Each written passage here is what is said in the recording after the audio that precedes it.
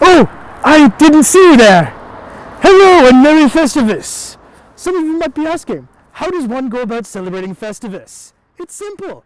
First I get up and go down to the strip clubs of GTA. All these brass poles and everything else that goes in between.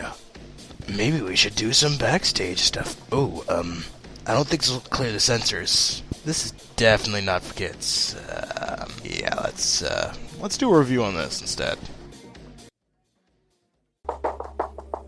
Okay, we've got all that craziness set aside.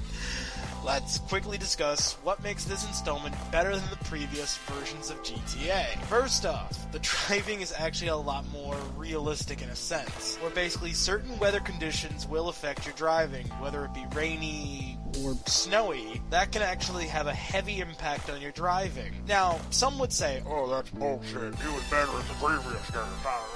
But that also means your car won't continually drive at all times like it's driving on glass. Instead, it will drive like it's on dirt, gravel, mud, pavement, whatever. It's a much more realistic and much more diversified driving dynamic, so the driving doesn't feel stale, which in my opinion is what kept me going back to GTA 5 so much, is the driving doesn't feel repetitive, it doesn't feel stale. Also, there's racing minigames, which is always a really big blast to do. But speaking of minigames, there's other minigames too, like for example, you can play tennis, you can play darts. Sadly, there is no return to bowling, but hey, that just means we won't be receiving any annoying phone calls. Right, GTA 4? Let's go bowling. I'm starting to get really fucking mad! But despite that lack of bowling, there's other minigames. There's also golf. That's a thing, right? Golf. Golf.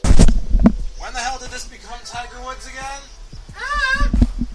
Okay, sorry, mild distraction. I've really got to get myself focused more on this game, and less on the fact that there is a Tiger Woods-esque golfing minigame. But all that aside, there's quite a few more minigames that I didn't mention, so I'll just leave that at that.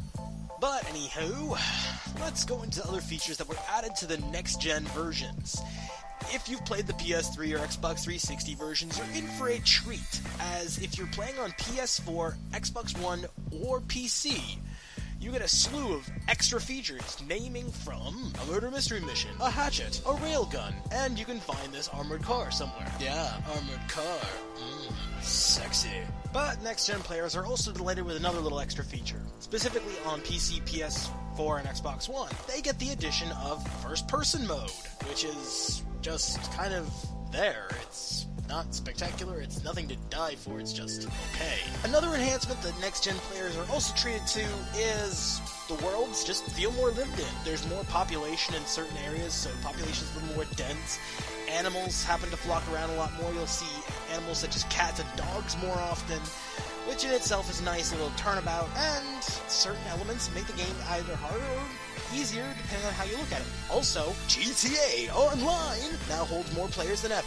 But I guess the question a lot of you are asking, if you haven't played GTA 5 at all, is should I get the last gen, or should I just wait until I get a next gen console or a better PC to run the game? Now, this is kind of a difficult question to answer per se. It's, if you really want to play it, then by all means. You do get extra incentives for having played the previous generational version of the game, so there's nothing exactly holding you back. However, it's just more, do you want to spend that money when you could be saving it to get the next gen version? So it's really all hit and miss. Personally, I went for it. I have no issue doing that. And on top of that, you do get the 2 extra weapons, the extra mission, and yeah, so it's really all up to you. But personally, I would probably just skip it. That extra stuff isn't exactly all that it's cracked up to be. It's good in its own right, but you're not really missing out on much gameplay-wise without them. Now, mind you, the armored car does make things a little easier, but then again, I think they put that there for players who have already played the game on last-gen consoles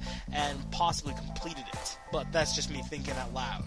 You know, in all this talk of gameplay features and new stuff added to the next-gen versions and stuff that's not available in the last-gen version, I forgot to go about the story. Basically, you play as 3 characters: Michael, Trevor, and Franklin. Each character has their own unique set of skills. For example, Trevor is basically a gun-toting maniac who can deal and take more damage than most of the other characters. Then you have Michael. he has sort of a bullet time effect, so he plays pretty much like what you'd expect Max Payne would play like in a GTA universe, pretty much.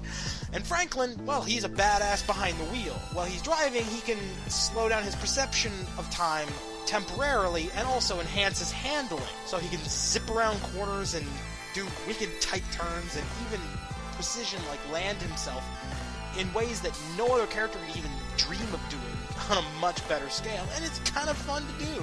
So really, you pick and choose your characters based off how you play, and the campaign's pretty interesting. Basically, you've got all their different personalities. You've got Michael, the washed-up has-been mobster of yesteryear. You've got Trevor, the frickin' methed-out crazy man. And you've got Franklin, the hood-side hustler, who wants to make it big as a gangsta, which in itself is a big cliche for the GTA series, but he's still pretty well written. I mean, some of the dialogue that he has is pretty funny. And the way the characters interact with each other feels more genuine than it did in the previous GTA games. There is also another new addition, that being the Rockstar Editor.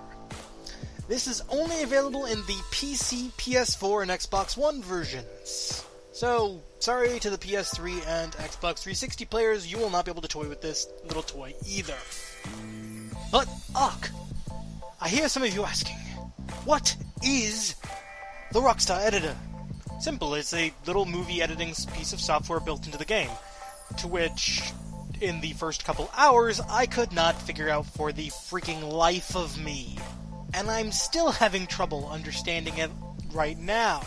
So, don't expect Spielberg-level cinematics from myself. Now, mind you, I've seen some stuff that other players have produced using the Rockstar Editor, and it's all come out excellent. So it is definitely a good tool for producing machinima, but sadly, I am just not very good with it right now. Looking at the music in GTA 5, there's so much music that there really isn't anything that would truly be catered towards any one particular audience of music genres. So you've got rap, you've got classical pop music, you've got just straight up classic music, you've got country, you've got reggae, you've got pretty much every kind of genre you could think of that would play on a radio nowadays. So if you can think of any music, it's probably there. Straight down to like the Gorillaz, Backstreet Boys, and I'm pretty sure there's even some Tupac in there somewhere. I'm not 100% sure, but don't quote me on it. I don't really listen to the rap music. As for GTA Online, it's pretty much what you'd expect from the standard GTA, except that it focuses solely on multiplayer. Okay. Anyways, with all that put aside, let's give this game a review score. I give this game a 9.5 out of 10. Now I hear some of you are thinking, oh, wait, Tim, you reviewed the previous game and gave it a 10 out of 10. That doesn't make sense. Why are you giving this one a lower score if you said it's better? Well, to be honest with you, that was me back then. My tastes and preferences towards particular games have changed, so as far as I'm concerned, GTA 4 is kind of crappy now in today's standard. So, with that in mind, I would give it a much lower score if I was to review it again. But anyways, until next time, it's Timmy, signing off, and have a good one!